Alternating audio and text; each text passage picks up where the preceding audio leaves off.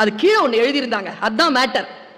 அவ சொல்றா, உன்னால் எதுவும் முடியாது என்று இந்த உலகம், இந்த வாழ்க்கை என்னை கசக்கி காலில் போட்டு மிதித்து மன உளைச்சலுக்கு உட்படுத்தி நான் என் படுக்கையில் விழுகின்ற பொழுது தூக்கம் இல்லாமல் தவிக்கிறேன். அப்பொழுது என் தொலைபேசியில் நீ வருகிறாய், வந்து சொல்கிறாய், வாழ்க்கை அழகானது, நாளை விடியல் உனக்காகத்தான், சூரியன் உனக்காகத்தான் வரப்போகிறது, எழு, உன் ஒளி வந்தது, பிரகாசே என்று நீ சொல்கிறாய். நான் அமைதியாகிறேன், விடியலுக்காக காத்திருக்கிறேன். உன் பேச்சு என்பது தூக்க மருந்துதானே. சொற்கள் அப்படித்தான்.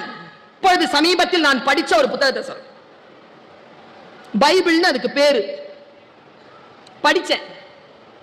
அதுல ஒரே ஒரு பகுதி, அந்த பகுதி என்ன நிறைய நாள் யோசிக்க வச்சிருக்கு. மதம் சார்ந்த அதுல எதுவும் இல்லை, நான் சொல்ல போற கருத்துல மதம் சார்ந்த எதுவும் இல்லை. அப்படி இருந்தால் நானே சொல்ல மாட்டேன். மனிதனின் வாழ்க்கை சார்ந்த கருத்து இப்படி தொடங்குதுங்க அந்த வசனம்.